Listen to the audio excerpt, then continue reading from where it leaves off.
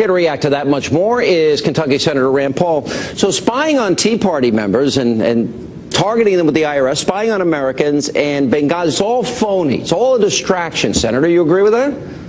Well, you know, first it was just a few rogue employees in Cincinnati. Yeah. Now it turns out it's a political appointee of his who may be involved in this. Now, I think targeting people for political opposition or for religious reasons is reprehensible, and I think it rises to a really serious crime.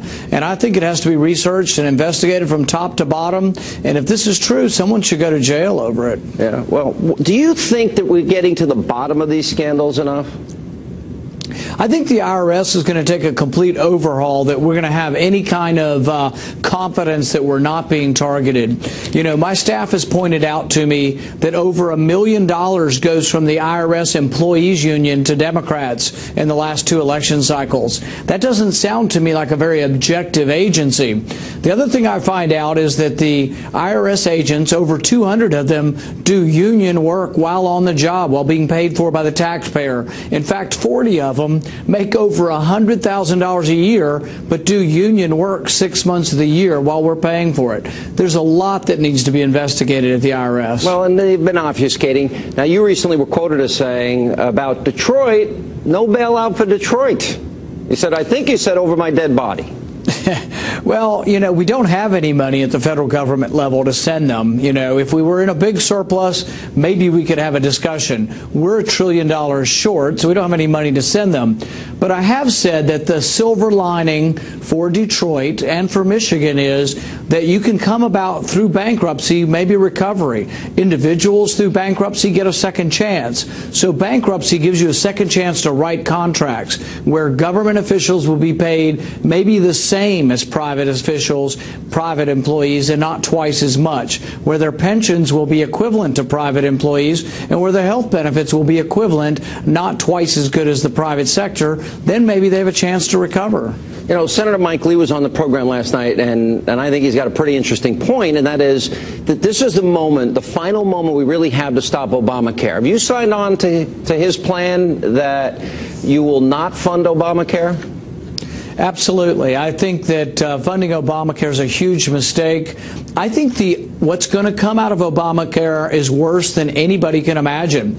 I think it will lead to bankruptcy in the states that are fully embracing it. I think it will lead to less people having an insurance as they find out the insurance is so much more expensive than their current plan. Not only will they not have to be able to choose the same doctor they had, they may not be able to afford the insurance.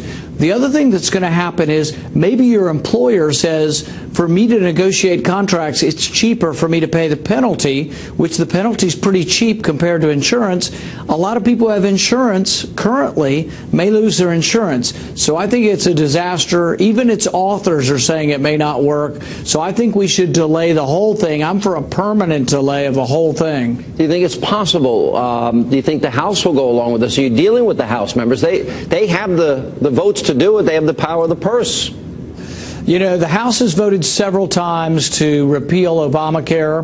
We've voted in the Senate, but we can't win. The thing is that Democrats are going to have to own up that this is their baby. Why are they delaying it beyond the 2014 elections? Because they're afraid people are going to be scared to death and alarmed at the price of their insurance and at what it's doing to state budgets. So I think they're delaying it for political purposes, but I really think that it needs to be delayed for everyone, not just for a few select individuals. See, what I like about Mike Lee's plan, though, is he's going to fund the entire rest of the government, except for Obamacare. You'll pass those appropriations, and then it's up to the Democrats. If they want to shut down the government over Obamacare, I guess they can, but that's their choice, right? Do you think the Republicans have the courage to do that? Frankly, probably not. I do, and I will stand with Mike Lee saying that Obamacare shouldn't be funded and that we should force the Democrats in the Senate and the president to come forward and tell us why it's such a great plan. Because why are they delaying it? Why are they giving special waivers to their friends? Why have some corporations gotten waivers and other corporations not? Why are some businesses going to get exemptions and then some individuals not? I think they really need, if they're going to cherry pick and select out for some, they need to re-explain this to the American people. All right, the Center for American Progress heard from Senator Menendez. He says all he wants is the House to pass a bill, and that the Senate immigration bill will win the day, and that means amnesty for 11+ million people.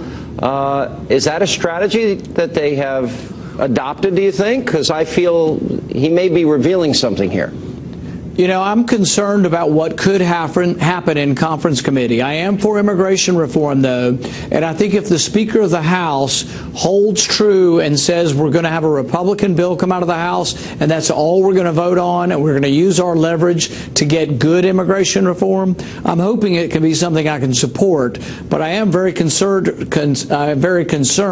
about an open-ended process in a conference committee. So we'll see where it goes. But if we have strong leadership in the House, we should be able to ensure that no bad immigration bill gets passed. All right. Good to see you, Senator. Appreciate you being with us.